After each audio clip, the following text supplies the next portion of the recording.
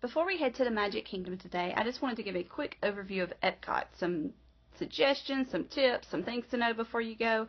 First thing about Epcot is there is a whole lot of walking, particularly if you're going to the World Showcase. So if you have little ones, I would consider bringing or renting a stroller. The stroller is also a great place to put your stuff so you don't have to carry it around. So just know that you're going to walk, and you're going to walk a lot. So plan some breaks in there to give everybody a break. The other thing about Epcot, there's not a ton of rides there, but I will say this, I'm definitely still loving the Magic Bands, but this is one place where the Fast Pass situation comes into play and you don't like it. You have to pick between Test Track and Soarin' for your Fast Pass. Both of those typically have a long wait. Soarin' is a slower moving ride just because of its design, so we picked Soarin' instead of Test Track, which worked out good for us because when we went to get in line for Test Track, it was only 30 minutes, which for that ride is not terribly bad, especially considering how busy it's been race weekend. So just know you're going to have to pick between one of those. The other rides were 5 and 10 minute waits. They weren't bad at all. The other thing about Epcot is there's some wonderful shows, particularly in the World Showcase. Don't miss these. They're little side shows. They're off the beaten path.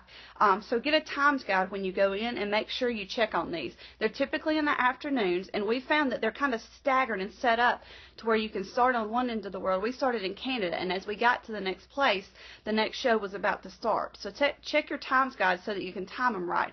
They're wonderful shows. Your kids will even love them. We saw a mime show. We saw there's a balancing act in France. There's a wonderful acrobatic show in China. Think Cirque du Soleil on a smaller scale. And I'm sorry, I just butchered it. I can't say that word. So that one was wonderful. My son saw it last time we were here and absolutely loved it. So I would definitely recommend that one. But there's just lots of different shows in Epcot. Epcot, there are plugs everywhere. I had no problem finding a place to plug in and charge my phone. They're at all the restaurants. They're in some of the shows, particularly Turtle Talk. They had them all along the back wall, which brings me to my absolute must-do in Epcot. And it may surprise you a little because my one thing that you must do in Epcot is Turtle Talk with Crush. It is so funny. We've seen it every time and it never gets old.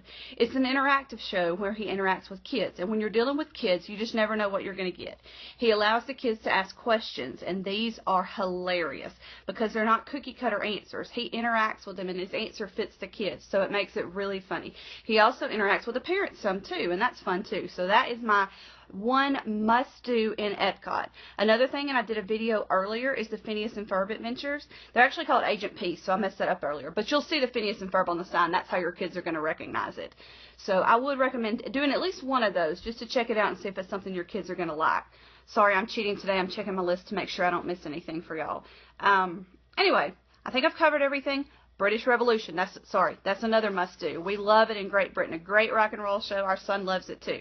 So anyway, headed to Magic Kingdom today. If you have any comments, questions, suggestions, things you'd like to know about the Magic Kingdom, comment below and I will try to answer them while I'm there. See you in Magic Kingdom.